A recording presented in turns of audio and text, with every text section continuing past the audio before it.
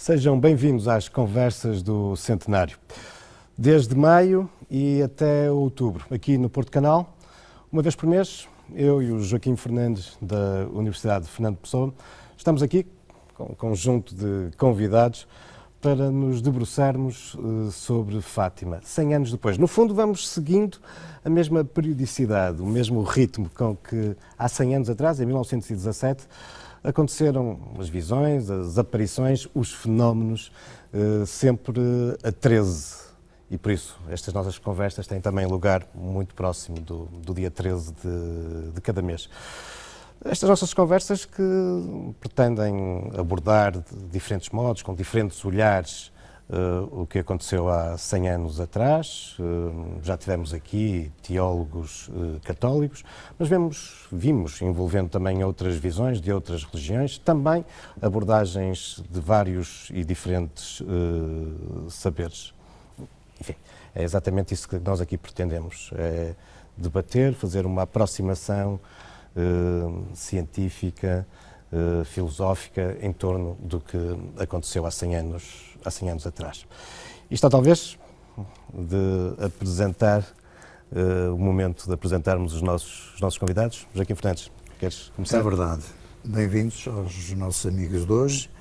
Eu cabe-me apresentar Manuel Curado, investigador do Centro de Estudos Humanísticos da Universidade do Minho, é doutor cum laude pela Universidade de Salamanca e mestre pela Universidade Nova de Lisboa. Tem estudado temas tão diversos como o problema da consciência humana e da sua relação com o cérebro, as relações entre a ciência e a religião, a história da psiquiatria, a história da herança judaica portuguesa na medicina e na filosofia e a história das representações literárias da vida mental. O nosso outro convidado é Arnaldo Costeira. Aderiu ao movimento espírita português em 1976 e assumiu a presidência da Federação Espírita de Portugal em 1998, tendo dirigido a revista do Espiritismo. É coronel do Exército Português, com licenciatura em Ciências Militares, integrou, de resto, o movimento dos capitães em abril de 1974. É autor de inúmeros artigos sobre a doutrina espírita, além de alguns livros, o mais recente dos quais dedicado a Fernando Pessoa. Muito obrigado aos dois. O nosso tema de hoje, enfim, isto não é como as cerejas, nós começamos estas conversas e isto depois vai-se divagando, mas o mote é as dimensões ocultas de Fátima. Joaquim Fernandes, queres nos introduzir o tema da conversa? Joel, de facto, o tema de hoje é, por demais, fascinante, para não dizer intrigante, enfim, para o comum dos nossos espectadores que nos seguem também. Eu penso que, enfim, tudo aquilo que possamos dizer hoje vai acicatar ainda mais o interesse sobre estas dimensões ocultas do fenómeno de Fátima, que, como percebemos e começamos já a perceber, não se esgota na representação clássica, tradicional, de uma eventual aparição da Virgem Maria dentro do quadro do catolicismo. E, de facto, o que hoje falamos é de uma intrigante pré-informação, um pré-anúncio da importância do dia 13 de maio de 1917, anunciado na imprensa portuguesa e, sobretudo, em dois dos grandes, maiores jornais portugueses da época, ainda dos nossos dias, o Diário de Notícias, com um anúncio intrigante, aliás, bem explícito, 135917, 13 de 5 de 1917, dando exatamente conta da importância de algo relacionado com a guerra, uma vez mais a situação da guerra aqui avulta com importância, e também no Jornal de Notícias, no próprio dia 13 de maio, com uma data de 11 de maio, uma informação de um grupo espírita aqui do Porto, assinado por um António, também dando conta da importância do dia 13 para o contexto da própria guerra. Portanto, temos aqui duas informações muito desafiadoras no quadro racional de entendimento que possamos ter sobre este fenómeno, mas sobre o qual não há qualquer dúvida em termos históricos. Evidentemente que não é pensável imaginar que alguém andou nas bibliotecas públicas a substituir notícias depois do 13 de maio para fazer vingar uma perspectiva qualquer que seja ela. De todo modo, é este, digamos, o mote que nos traz hoje à conversa com os nossos convidados. Eu penso que daqui dir-se-á, enfim, e extrair-se-ão, digamos, conclusões e hipóteses muito interessantes que vamos ter naturalmente a ocasião de tentar explorar.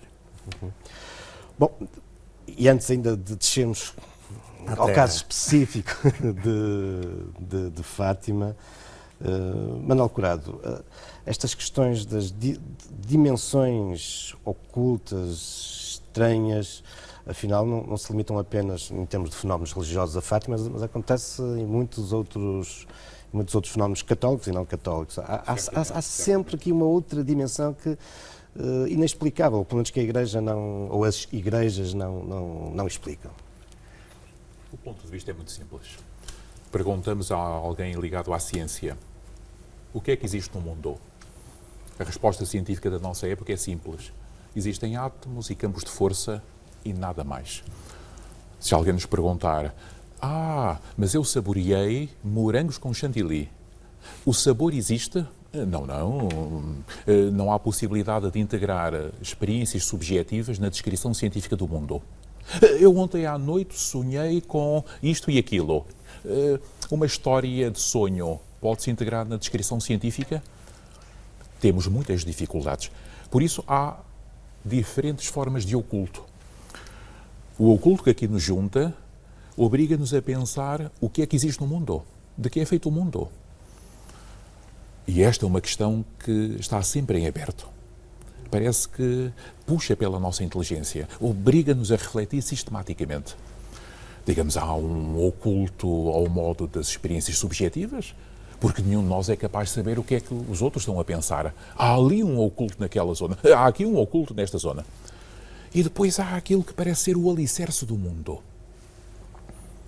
E mais do que o mundo, não apenas o mundo das montanhas e dos oceanos e dos átomos e das galáxias, mas o mundo da própria história. Como se fosse o filão. Acontecem coisas na história, ao longo dos séculos, mas qual é a matriz disto que acontece? Fenómenos como os de Fátima obrigam-nos a pensar nesta matriz, que nos escapa sempre. Porquê? Porque nós tendemos a categorizar o mundo em quadradinhos fixos. Aqui está o assunto religioso, aqui está o assunto médico, aqui está o assunto da engenharia, e colocamos as coisas em caixinhas. Fátima obriga-nos a partir estas caixinhas, a juntar várias coisas. Há pouco aquilo que se disse a respeito destes anúncios prévios do que se iria passar em Fátima, no mês de maio, é uma espécie de deitarmos abaixo todas essas caixinhas, rebentar estas categorias fixas.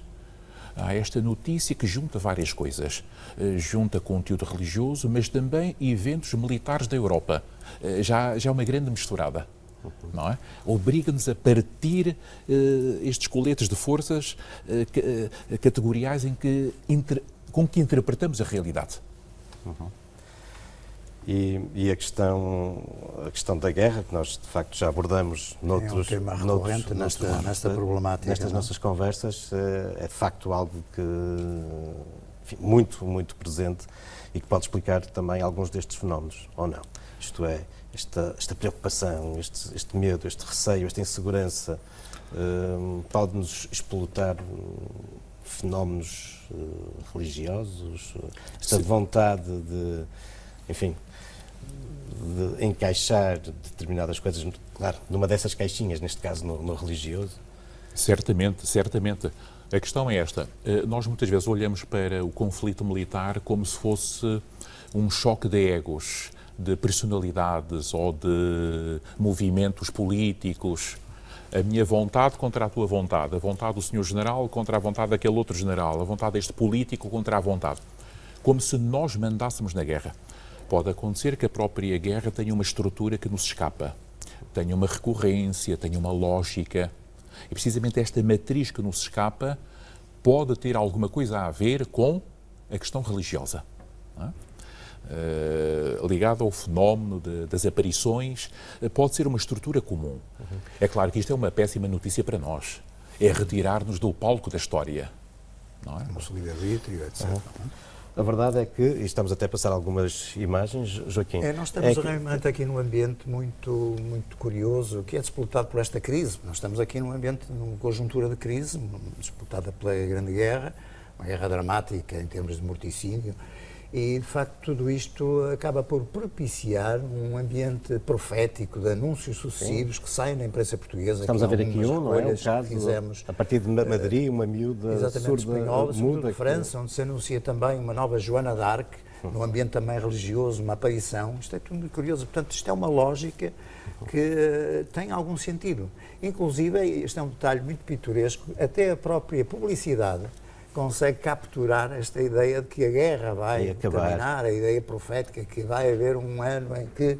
Então, temos aqui uma loja que vende sapatos a aproveitar-se exatamente do tema a guerra acaba para o ano, acaba este ano, que é exatamente, e curiosamente, este anúncio feito em 1916 é algo que, segundo a Lúcia, a senhora lhe terá dito em Fátima, que aliás se mostrou incorreto, porque de facto a guerra não acabou em 1917, como sabemos. Claro. Portanto, temos aqui, digamos assim, um ramalhete muito diversificado de motivos que passam para a imprensa, que suscitam toda uma efervescência, toda uma emoção também, que leva naturalmente também as pessoas a recorrer a videntes, também eram muito populares na época em Lisboa. Lembro-me de uma famosa Madame Bruyard, que fez escola nas primeiras décadas do século XX em Lisboa, e sucessivos anúncios. Se nós compulsarmos os jornais desta época, sobretudo os da Capital, o Século, o Diário Notícias, nós vemos miríades de anúncios de espíritas, de sonâmbulas, não é, que aparecem a prometer soluções exatamente num contexto de sofrimento que é motivado pela guerra.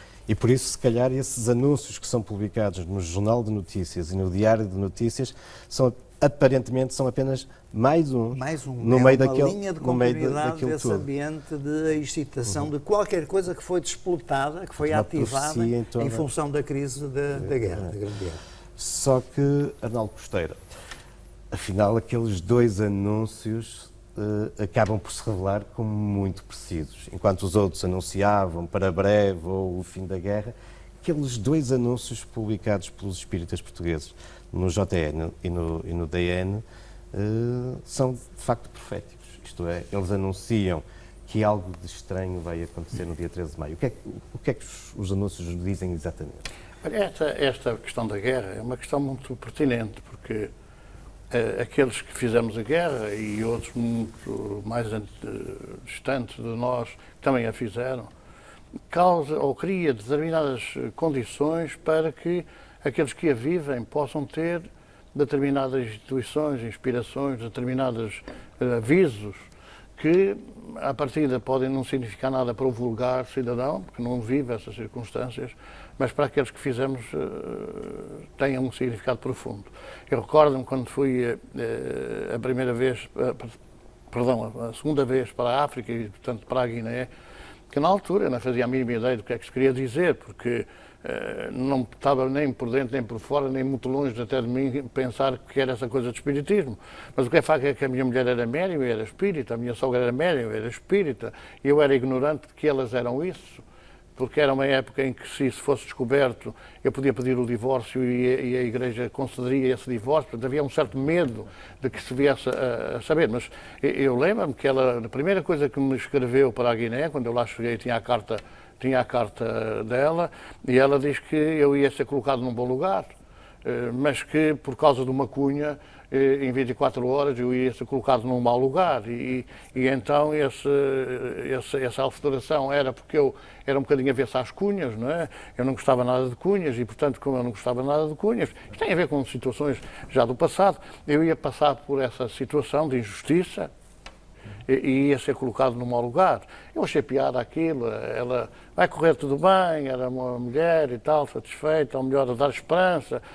O que é facto é que eu, em 24 horas, fui colocado no comando-chefe, na altura, no comando-chefe, e em 24 horas, por causa de uma cunha, eu fui colocado num quartel do leste, vivi 24 meses debaixo de chão, num abrigo enterrado, e é curioso que do bom lugar que eu prometido seria que eu levasse a esposa e um filho pequenito que tinha na altura, passei a estar isolado 24 meses, mas foi a experiência mais rica que eu tive na minha vida, porque eu acabei por ter 350 homens, 320 negros, e pude viver uma situação social impressionante, social e cultural, porque, por exemplo, os meus homens não falavam português, e eu, para que nós pudéssemos entender-nos, eu obriguei as escolas regimentais, e eram sargentos e oficiais, que eram da metrópole, a dar as escolas regimentais, e num ano os soldados passaram de 750 escudos que ganhavam por mês, com família, a ganhar 3.500 escudos, que era um soldado primeiro que ganhava. Arnaldo, mas deixe-me interromper, porque se calhar eu devia ter começado por uma outra pergunta antes de chegarmos a estes anúncios no Jornal de Notícias e no Diário de Notícias, que é, bom, que se calhar muitas pessoas, até por esse seu testemunho pessoal que nos está a dar agora de quando foi para a guerra colonial, em torno da questão do espiritismo, mas se calhar a primeira coisa que eu lhe pedi era que, assim, para algum espectador que esteja a perguntar, mas afinal o que é isso do espiritismo? Consegue-nos sintetizar um pouco? É porque o espiritismo já tem 150 anos. Curioso que o Papa Francisco, aqui há 2 anos, disse que os católicos precisavam de saber o que andavam cá a fazer, de onde vinham e para onde iam, ou de onde vêm e para onde vão. Mas há 160 anos que os espíritos disseram que o espiritismo era a ciência que estuda a origem, de onde vem, a natureza, o que estamos cá a fazer e porquê, e o destino. E, portanto, essa definição com 160 anos, que é retomar agora uma linguagem, enfim, da época mais simples, faz realmente abrir a perspectiva desse conhecimento, do que chamado que é oculto. Quer dizer, de onde é que a gente vem? É uma coisa que está oculta. Mas eu até, a pegar nisso, quer dizer, que é isso mesmo, o espiritismo, embora depois complementassem com a relação que há entre o mundo espiritual e o mundo material, é alguma coisa que durante séculos ficou absolutamente esquecido e escondido, porque não era permitido perceber o que é que Jesus falou ao seu tempo. Toda a história do cristianismo, quer dizer, relatada dos homens, dos seguidores do homem do caminho, ficou tudo na penumbra, porque as manifestações espirituais, as manifestações mediúnicas, os anúncios, estão profusamente no Evangelho, ou isto é, na Boa Nova de Jesus. E, portanto, é só pegar nos factos mediúnicos que pronunciam: eis o meu filho muito amado, a quem pus toda a minha comparecência, uma manifestação de voz direta que consta do texto a propósito do batismo de Jesus no Jordão. Portanto, são todos fenómenos que realmente abrem uma nova perspectiva desta previsão. Por exemplo, não fomos nós que, desculpe só na questão não fomos nós que anunciamos em 1880, por volta disso, foi um jornal pertencente a uma congregação de Santo António, salvo erro, não sei se é da região da zona do Carmo, em Lisboa, quando numa sessão espírita em Lisboa foi anunciado que o primeiro Presidente da República Portuguesa seria Manuel da Riaga. Ora, com 30 anos de antecedência, até foi chacota, foi objeto de chacota, porque esses indivíduos que andam aí a inventar coisas, agora diz que o primeiro Presidente da República vai ser Manuel da Riaga, esta gente é bruxa e tal. Portanto, são estes anúncios que, de facto, abriam perspectivas para a compreensão do mundo espiritual. Mas, Arnaldo, esses anúncios chegam aos médiuns vindos do mundo espiritual. Embora se tenha pensado durante muito tempo que os espíritos entravam no corpo das pessoas, não é? Daí até um erro dizer que incorporam nas pessoas. Quer dizer, há muita a faculdade de intermediação, não é? Portanto, os intermédios são os médiuns que fazem entre o mundo espiritual e o mundo material, pode fazer-se de muitas maneiras. Por exemplo, assim, as aparições de Fátima, ou os videntes de Fátima. Primeiro, os videntes da Cova de Iria seria correto, mas seria incorreto porquê? Porque as 3 crianças nem todas viram. Portanto, já não são videntes. Nem todas ouviram. Portanto, já não são todas audientes. E, portanto, quer dizer, está aqui uma destrinça que é clarissimamente aconselhável a se ponderarem as coisas, como elas são. E é bom que eu diga até aos seus telespectadores que os espíritas não pretendemos ser, digamos assim, os proprietários de coisíssima nenhuma, não é? É evidente que esse anúncio prévio tem a ver com um momento histórico que se vivia na época, porque era um desespero. Podia sociologicamente entrar na questão: porque é que Portugal entrou na guerra? Qual era o interesse político dessa altura de Portugal entrar na guerra? Como é que os consulados se substituíam num período muito curto? Como é que o povo andava, não é? Andava contente, satisfeito, quer dizer, andava mais preocupado com a queda dos governos, etc. Então era necessário distrair, talvez, a atenção do povo. E foi uma maneira, entrar na guerra, que era evidente, porque já estávamos na guerra em África, mas é evidente que distraiu a atenção de tal maneira que a aflição, o desespero, foi tremendo, porque as famílias não tinham mais nada que falar, senão não havia telemóveis, não havia telegrama, não havia nada dessa conversa, as pessoas não sabiam o que era feito dos seus familiares. E como é que os espíritas portugueses recebem esse pré-anúncio do que vai acontecer a 13 de maio? Quer dizer, os espíritas viviam também o drama, não é? No antigo regime não eram só os políticos que tinham um carimbo vermelho nas suas fichas biográficas. Os espíritas também tinham um carimbo vermelho, porque era um perigo para a sociedade. E, portanto, aquela época de perseguição generalizada, nós temos que pensar que 1910 será uma tentativa de implantação do regime comunista em Portugal, não é? Toda a gente foi perseguida em termos religiosos. Foi a Igreja Católica, foram os protestantes, foram os luteranos, foram os espíritas. E, portanto, havia, nessa época, 300 e tal centros espíritas em Portugal, em todo o concelho tinha um centro espírita, e de um dia para o outro foi proibido. Agora, quando começa a aflição a invadir o povo, não é? Onde é que o povo se refugiou para saber notícias? Quer dizer, para pedir à Senhora a Deus e ao Todo-Poderoso para resolver o problema da guerra. Mas era a notícia que se buscava era na casa espírita. O que é que dizem vocês, os nossos familiares já morreram, eles falam, não falam? Portanto, havia toda essa busca. E, portanto, as casas espíritas estavam cheias, já não eram mais perseguidas, porque interessava que o povo tivesse entretido a rezar e a orar e coisas. E é aí que realmente começam a aparecer as coisas que são simplicíssimas. Quer dizer, a comunicação do mundo espiritual com o mundo material é feita pelo pensamento.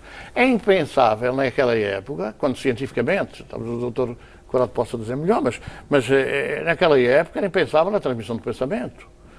Estaria até quase a começar a transmissão da imagem, não é? Já havia a transmissão do som, da rádio. É uma época que de facto, a ausência de notícias era um motivo de grande aflição. Aliás, o incêndio agora, o desespero das pessoas que querem comunicar e não conseguirem.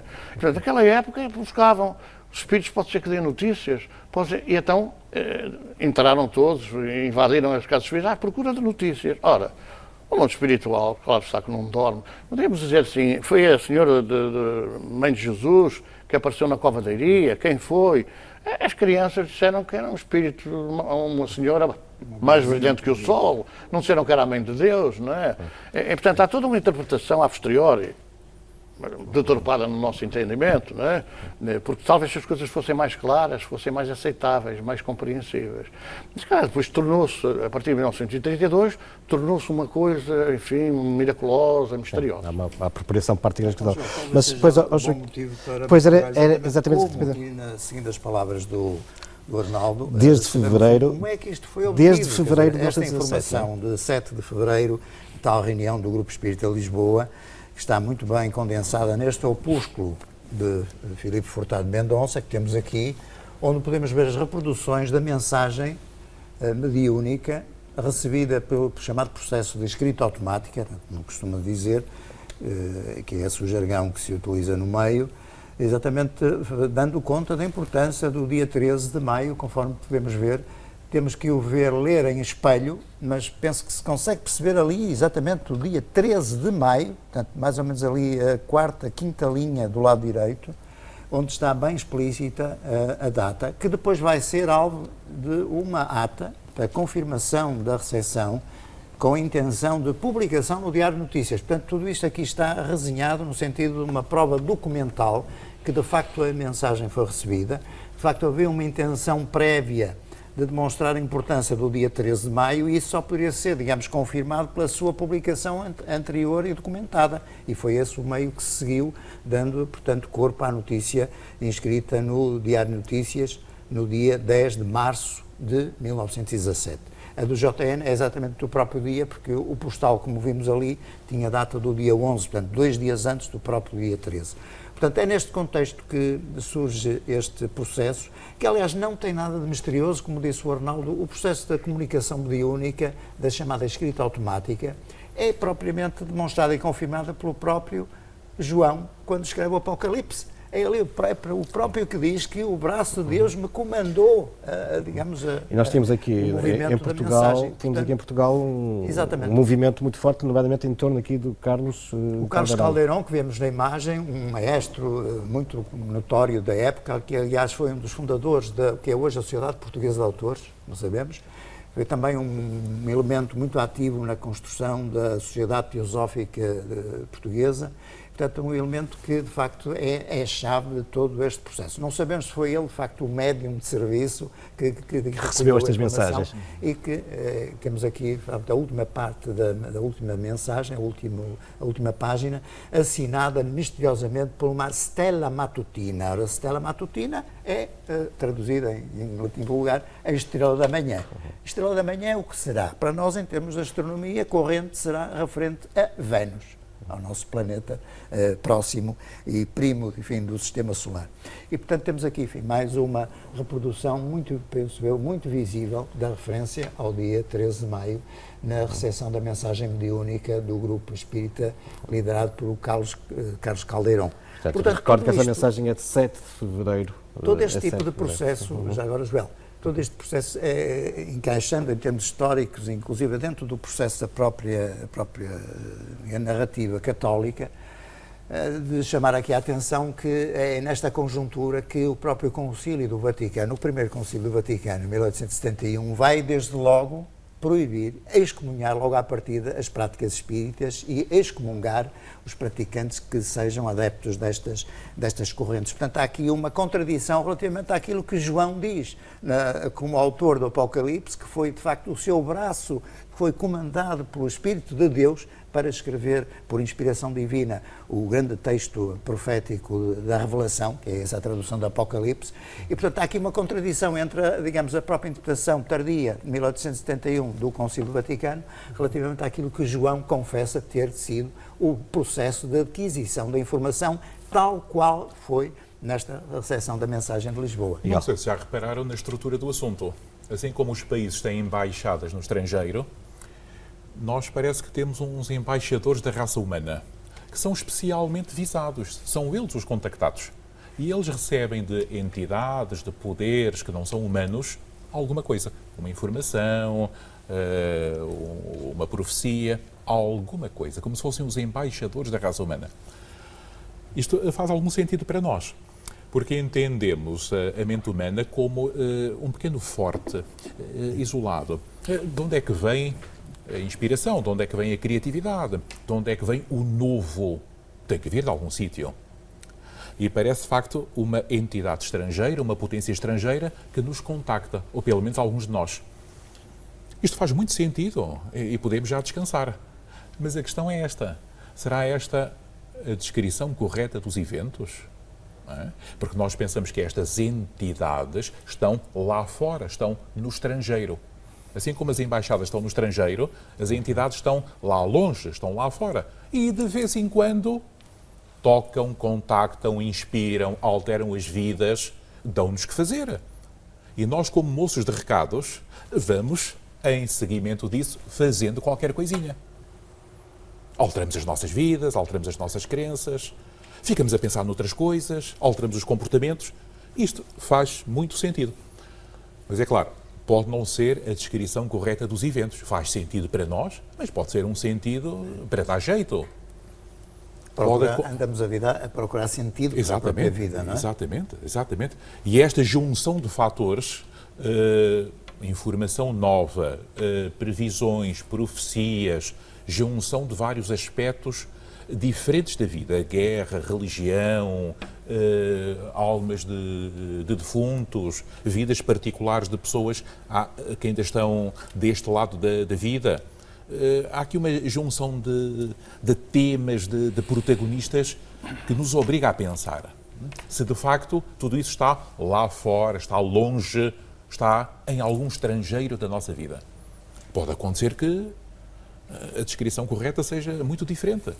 Pode acontecer que toda a vida, toda a história humana esteja dentro disso. Nós pensamos que somos os donos do território da vida, nós estamos no mundo. E depois, em momentos excepcionais, vêm essas entidades. Pôr e dispor, alterar a posição, fazer profecias. e nós, coitados de nós, não temos muito o que fazer. Isto é muito interessante, eu não conhecia isto. E procedemos em conformidade. Nós somos uns paus mandados da história, do ponto de vista destas entidades. Mas é claro, tudo isto pode ser descrito de outra forma. Podemos imaginar que o próprio universo é uma grande alma. E a nossa Terra, a nossa história, os nossos copos, as nossas televisões estão dentro dessa alma. Pode ser algo que não satisfaça a nossa vontade, o nosso desejo, a nossa sede de protagonismo. Como se fôssemos uns espiões da história. Agora, as entidades que dominam o mundo dá-nos jeito de colocar o cálice aqui, dá-nos jeito que Portugal entre na guerra, dá-nos jeito de transmitir esta mensagem. Como se nós fôssemos espiões de um grande jogo que nos ultrapassa sempre. Não é? Por isso, todos estes eventos, estas datas, estas notícias de jornal, são curiosidades. Mas a pergunta que se impõe é, qual é o sentido último disto? Quem é que manda nesta história? Qual é o jogo? Qual é o jogo? Estamos a ser julgados? É porque, do ponto de vista de um avaliador neutro, nós, não sei se já repararam, não ganhamos absolutamente nada com esta história. Não sei. Tem-se uma informação nova destas entidades, mas depois o que é que a pessoa faz? Que interessante, recebi uma informação nova. Sai lá do sítio onde está, vai para casa, está na altura de dormir, está bem. Depois amanhã toma o pequeno almoço. A vida continua, as pessoas não ganham nada. Ganham uma boa história, ganham um fait divers, ganham um apontamento, mas nada de relevante. A vida continua. O peãozinho mudou de sítio, mas a sua vida continua.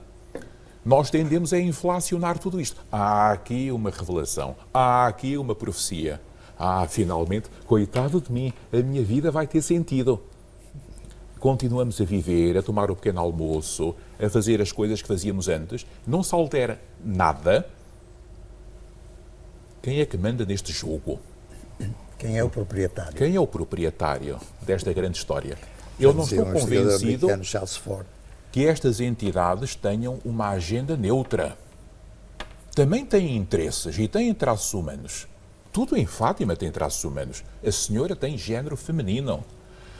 Até tem faixa etária. Há descrições que apontam para a senhora jovem, 15 12, anos. 14 anos, 12, 15 anos. Por aí. Tem eixo de simetria. Nós somos seres com eixo de simetria, não é? Direita e esquerda. Aquilo que aparece tem eixo de simetria. Nós temos interesses na vida. Aquilo que se impõe é quais são os interesses destas entidades, sejam espíritos, sejam aparições, o que é que eles ganham com a intervenção na nossa história. Ganham alguma coisa? Nós somos peões no jogo deles? É isso que temos que ver.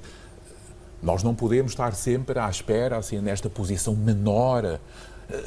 Eu gostava que viesse uma mensagem, uma revelação e uma aparição. Mas porquê esta posição menor? A nossa vida vai se alterar como? Estamos ao serviço destas entidades? É claro que as pessoas religiosas têm um certo pudor, uma certa reserva. Não gostam de olhar para estes eventos deste ponto de vista, perguntando, sem pudor, o que é que estas entidades ganham? Não é o que é que nós ganhamos? Com milagres, com curas, com sentido de vida. Nós ganhamos estas coisinhas pequeninas. Finalmente a minha vida tem sentido. Eu trabalhava das 9 às 5 e a minha vida não tinha muito sentido. Mas finalmente, agora com esta informação, até já tem um sentido especial. Não é o que é que nós ganhamos, é o que é que estas entidades ganham. Se há espíritos, o que é que os espíritos ganham? Se há Notre-Dame, se há figuras marianas, o que é que elas ganham? Se há outros protagonistas nesta história, o que é que eles ganham? E devem ganhar alguma coisa, porque têm agendas sobrecarregadas. O professor Joaquim Fernandes trouxe aquele dicionário das aparições marianas, com milhares de aparições registadas. 2.500. Ficamos a pensar, a agenda destas figuras está sobrecarregada. Provavelmente não tem um dia de descanso. Eu tenho que aparecer aqui nas Ilhas Salomão, tenho que aparecer ali na Península Ibérica. Isto é vida muito difícil. O que é que estas entidades ganham? É a grande questão. Eu Ronaldo, estava a lembrar que resposta no do lado seguinte, Do lado dos espíritas. Durante séculos, estas questões foram mais ou menos proibidas, não é? O Catecismo Católico, de 1998, salvo erro, não sei a página concretamente, mas é lá para a página 900 e tal, fala que os nossos familiares mortos, os espíritos são as almas das pessoas que morreram, não é? Que os nossos familiares mortos podem voltar para nos ajudar. Abre aqui uma perspectiva muito importante, que é, se eles podem voltar para nos ajudar, e aqueles com quem a gente tinha diferentes podem voltar para fazer o quê? E eu gostaria de recordar que da biografia do Papa Pio XII, quando ainda era o cardeal Pacelli, consta que, certa feita, estando ele na sua câmara de dormir, provavelmente, apareceu uma entidade, que eu creio que era Pio X, e que eles ajoelhou, santidade, ele não tinha nada ainda a ver, ainda era cardeal, e quando a santidade anunciou que iria ser Papa. Isto está na biografia do cardeal Pacelli, depois, portanto, de Pio XII. E quer dizer, esse anúncio, ele acaba por dizer, mas como, se o nosso Santo Padre ainda é vivo? E ele diz, não, mas eu venho-te anunciar que tu irás ser Papa num período muito difícil da história da Igreja. Mas essa questão acontece quantas vezes? Quem foi a entidade? Ele disse claramente, Pio X. Agora, eu quando há pouco comecei a referir aquilo que se passou quando eu fui para a Guiné, eu gostaria de complementar o seguinte, porque a certa altura, numa operação que nós fizemos, porque andávamos a pé, tínhamos que picar a estrada por causa das minas, que eram minas de madeira, não eram detectadas por protetores de metais, e portanto quando a certa altura, numa determinada operação, eu resolvi mandar parar a viatura, e eu ia na viatura da frente, às vezes a viatura de trás, que já arrebentou, mas ia na viatura da frente, e a certa altura dei ordem ao condutor para parar imediatamente. E o condutor parou, eu mandei sair os soldados para picarem a estrada. Bom, os soldados saíram e começaram a picar a estrada 2 metros ou 3 à frente da viatura, e eu disse, não, é aqui ao pé da roda. E o soldado negro, que eu às vezes costumo dizer que ficou branco, não é? Porque quando ele bateu com o pico na estrada, era uma mina anticarros debaixo da roda, praticamente. Portanto, a 10 centímetros explodido. É claro que depois foi-se o problema. Como este aviso imediato? Quem é o seu autor? Agora, como diz o curado, quem é que ganhou com isso? Bom, eu sei que o autor dessa mensagem mental, dessa transmissão do pensamento, era um protetor meu, que eu até sabia que era um tal familiar que pode vir para nos ajudar. É claro que isto com 20, 30 anos de antecedência da declaração do Catecismo Católico. E, portanto, alguém me dizia assim, não, pá, isso é uma transmissão do pensamento, foram os Torres e tal, atenção, que está aí uma mina. Não, os Torres eram capazes de me dizer que não, olha, não há nada aí, ainda mais um metro, pum, e arrebentou.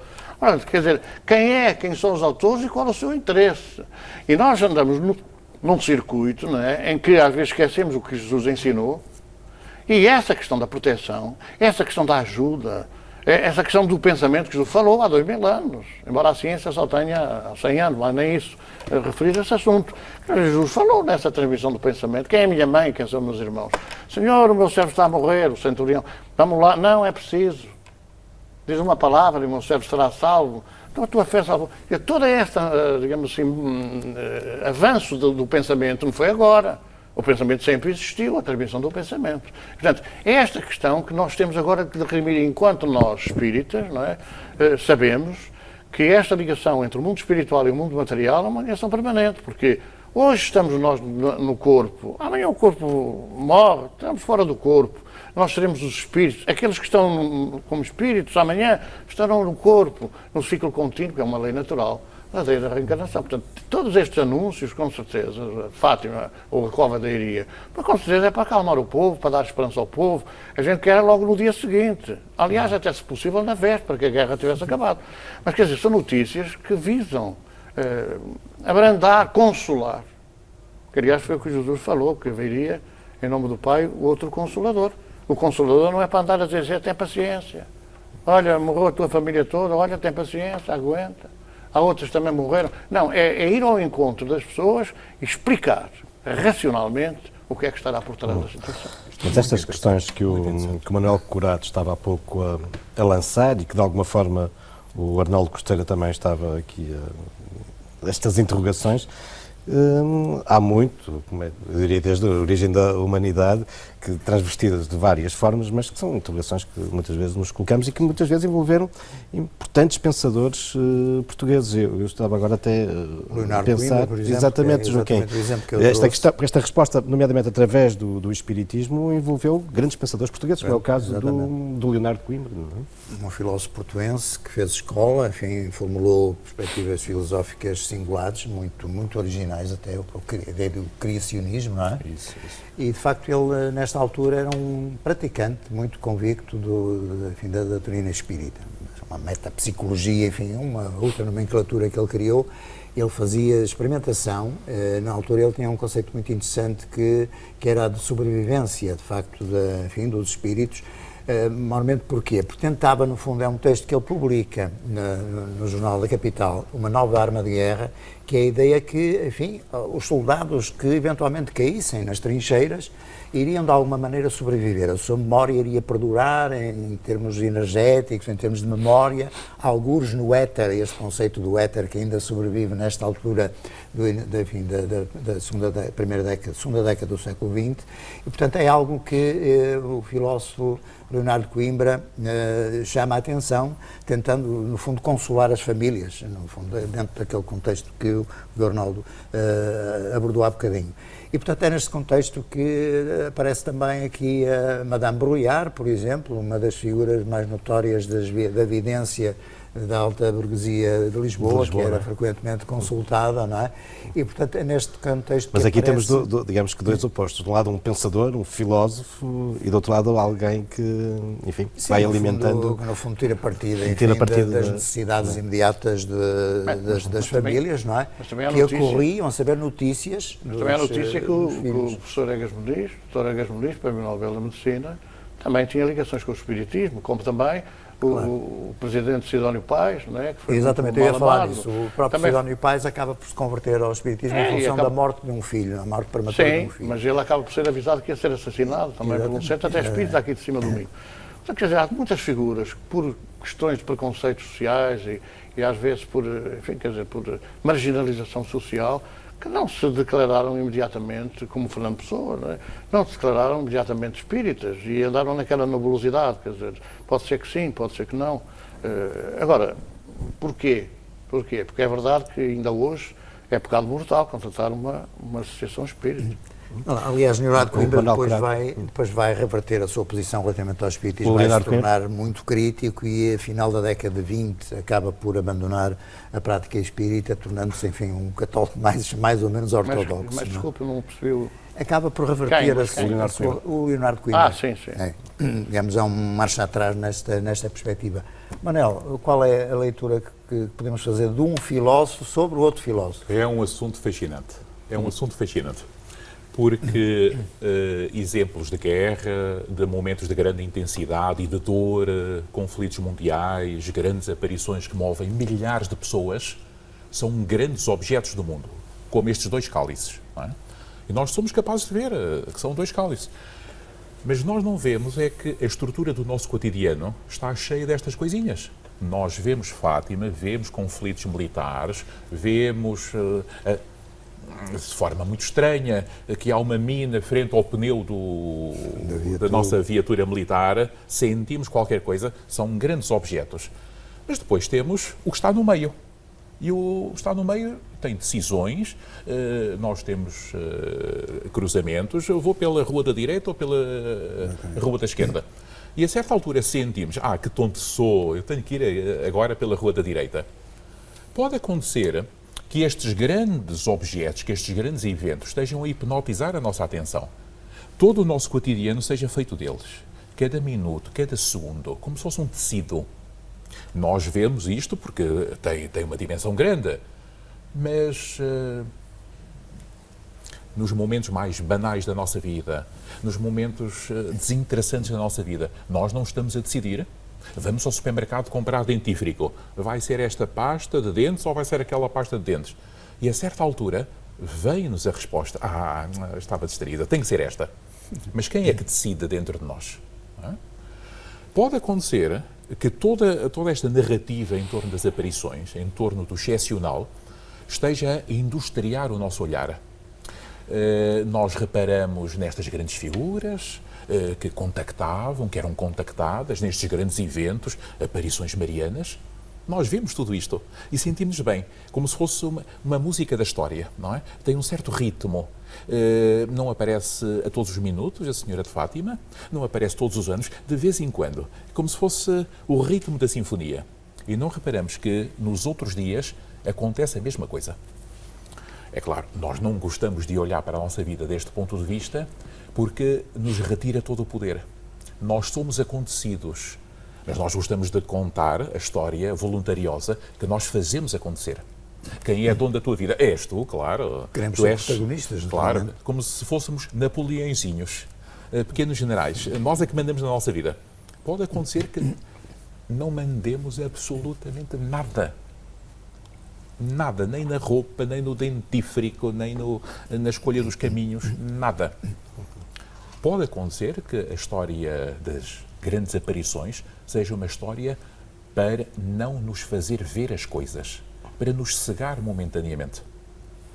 Nós pensamos que é uma história de esclarecimento, para compreendermos melhor o mistério do mundo. Mas se a interpretação for diferente, para nos entreter, para nos enganar simpaticamente, para nos consolar. Tudo isto são palavras simpáticas, ficamos consolados. Mas porquê é que havíamos de ficar consolados? Porque a vida não é tua. O que acontece na tua vida não depende de ti. Tu és agido, és peão de uma história muito mais vasta.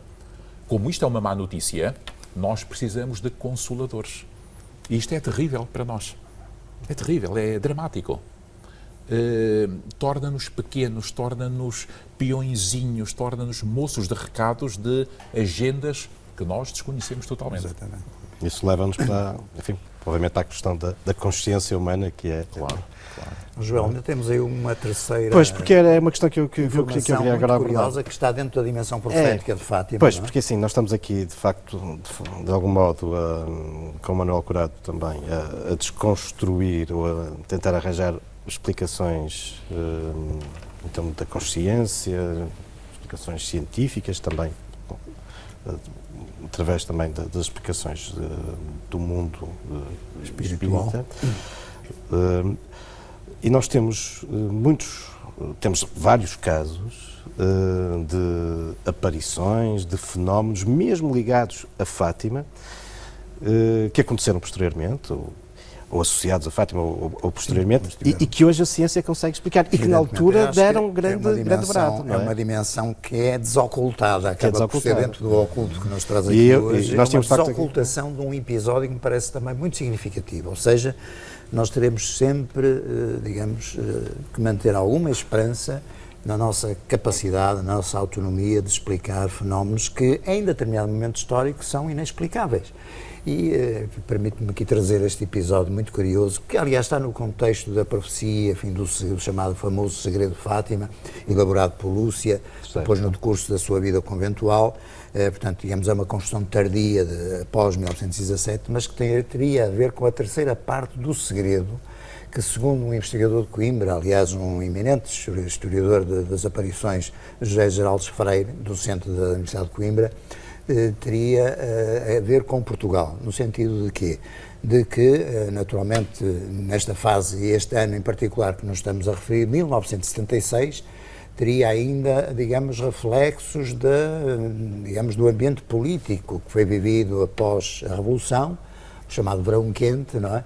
Com a intervenção, sobretudo, da ideologia comunista, do Partido Comunista, e, portanto, o comunismo, de facto, aqui assume um aspecto muito relevante na hipótese que o Geraldes Freire traça na sua terceira parte do segredo de Fátima, que teria a ver com Portugal e, sobretudo, com a ameaça comunista. E que ocupa acontece títulos dos jornais da época. Acontece que em 21 de janeiro de 1976 ocorre no céu de Portugal um desenho caprichoso que configura exatamente esta imagem que nós estamos a ver aqui, espetacular fenómeno luminoso, uma configuração muito estranha de uma espécie de foice luminosa desenhada no céu de Portugal. Ora, perante este fenómeno, o investigador José Alves Freire, naturalmente, enfim, uma das mais eminentes personalidades do tratamento da problemática de Fátima, responsável e o primeiro responsável da documentação crítica de Fátima, vai introduzir, naturalmente, enfim, temos aqui então a solução. É aquilo que eu estava a tentar, enfim, de alguma maneira, nas minhas teses, refletir que, de facto, esta foice que se desenha no céu de Portugal é aquilo que é o signo que estaríamos à espera para colar a circunstância, a trajetória política do nosso país à ameaça comunista ou à proximidade do comunismo relacionado com Fátima e com Portugal. Portanto, há aqui uma colagem muito interessante deste e não podemos desenho. esquecer, desculpa interromper, Joaquim, que praticamente desde o início, não no início, mas praticamente desde o início, Fátima se torna um importante instrumento da propaganda anticomunista, não é? Após a década de 30, nomeadamente todo o desenvolvimento já tardio da mensagem de Fátima e do segredo de Fátima, essa construção é muito solidificada e sabemos exatamente a importância que Fátima teve nesse contexto. Mas então o que é que aconteceu? Mas é curioso que então o fenómeno de 21 de janeiro de 76, essa famosa e assustadora foice que aparece no céu de Portugal, que aliás aplaudida por populações do Alentejo, que claro, acham fantástico aparecer o desenho da foice, porque era a consagração da vitória da ideologia comunista. É muito curiosa esta leitura ambivalente, não é? Contraditória. Acaba por ser explicada como o efeito de um lançamento de foguetes da base do Elva, em Espanha, do Instituto Espacial e de Meteorologia Espanhola, que a cerca de 30 km de altitude tentava explorar e experimentar os efeitos de uma dispersão de bário, um elemento químico, nas nuvens. E, portanto, esta configuração natural provocou este fenómeno que foi entendido no plano ideológico e religioso como tendo algo a ver com o segredo de Fátima e com a ideologia comunista. Portanto, é uma nota muito interessante, de modo como este céu transcendente acaba por passar a um céu tecnológico e científico explicável, não é? Claro. Isto é muito interessante, porque também junta várias partes do mundo, não é? As interpretações do fenómeno original e o próprio fenómeno original. E os assuntos estão conectados, porque muitas vezes o fenómeno original tem uma incumbência. Construa-se uma capela, movimentem-se multidões, venham aqui tantas vezes por ano, peregrinações. Essa é a lógica. A sociedade faz qualquer coisa em conformidade com o evento original, com o fenómeno original. As interpretações, seja de natureza política, seja de natureza histórica, de natureza profética, também fazem parte do conjunto daquilo que a sociedade faz. Uma questão interessante é saber se o fenómeno original antecipou, de alguma forma, este tipo de eventos acessórios. Se não me permite, temos mesmo. Só um dado final. É o seguinte, pois é evidente que, segundo o Espiritismo, nada é antinatural. Pode ser desconhecido, pode ainda não ser conhecido, mas as leis não estão a ser feitas ao sabor da vontade dos homens. E, portanto, tudo isto que acontece não é antinatural. Aliás, há espíritos superiores que dizem que quando a ciência descobrir que alguma coisa está errada no Espiritismo, então deixem o Espiritismo e cheguem à ciência. E até hoje isso ainda não ocorreu. Portanto, nós estamos a falar aqui de assuntos que podem ser explorados, seja por quem for, mas que podem ser naturais. O Espírito comunica-se, é uma coisa antinatural? Não, é uma coisa natural. Nós é que ainda não entramos cientificamente na explicação desses fenómenos. Enfim, Joaquim, e agradeço também aos nossos convidados. Estamos, esta dimensão oculta, estas outras dimensões, estas outras leituras do fenómeno de Fátima, de facto são fascinantes e temos que continuar a debater e é isso que vamos fazer até outubro. Peço desculpa pela forma abrupta, mas de facto já ultrapassamos, foi uma conversa fascinante. Marcamos encontro no próximo mês com as conversas de Fátima. Até lá.